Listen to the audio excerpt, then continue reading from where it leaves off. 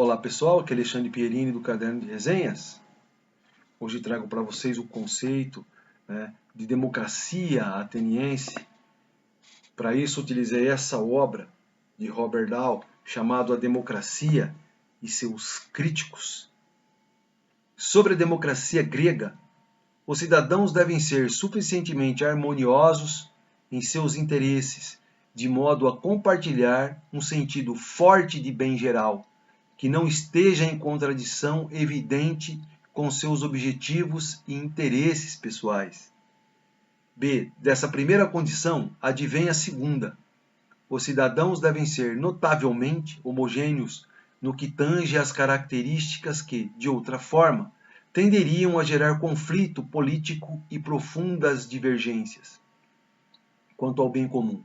De acordo com essa visão, nenhum Estado pode ter a esperança de ser uma boa polis se os cidadãos forem imensamente desiguais em seus recursos econômicos e na quantidade de tempo livre de que dispõem, se seguirem religiões diferentes, se falarem idiomas diferentes e apresentarem grandes diferenças em sua educação, ou ainda e forem de raças, culturas ou, como dizemos hoje, grupos étnicos diferentes.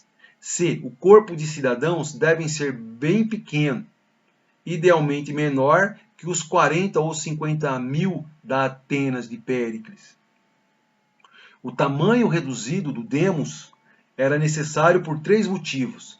Primeiro, ajudaria a evitar a heterogeneidade e, por conseguinte, a desarmonia resultante de uma expansão das fronteiras, bem como evitar a inclusão de pessoas de línguas, religiões, história e etnias diversas, pessoas com quase nada em comum, como ocorreu na Pérsia.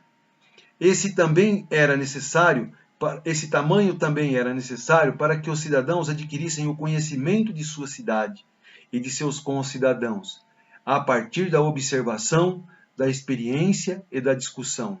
Conhecimento esses que lhe permitiria compreender o bem comum e distingui-lo de seus interesses privados ou pessoais. Finalmente, o tamanho reduzido era essencial para que os cidadãos se reunissem em assembleia, de modo a servir como governantes soberanos de sua cidade. D. Em quarto lugar, cidadãos devem ser capazes de se reunir e decidir, de forma direta, sobre as leis e os cursos da ação política. Tão profundamente arraigada era essa concepção que os gregos achavam difícil imaginar um governo representativo, muito menos aceitá-lo como uma alternativa legítima à democracia direta.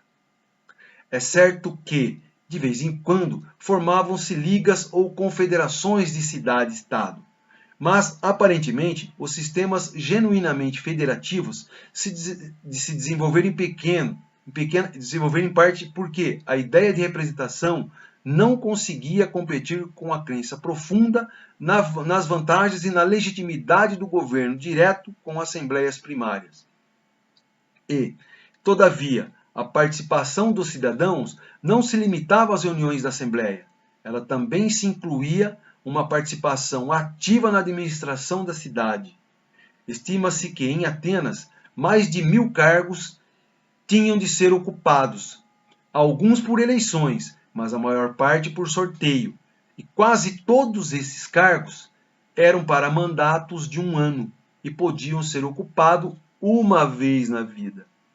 Até mesmo no demo relativamente grande de Atenas, era quase certo que cada cidadão ocuparia algum cargo durante 1 ano, e vários desses cidadãos tornar-se-iam membros importantíssimos do Conselho dos 500, que determinava a agenda da Assembleia.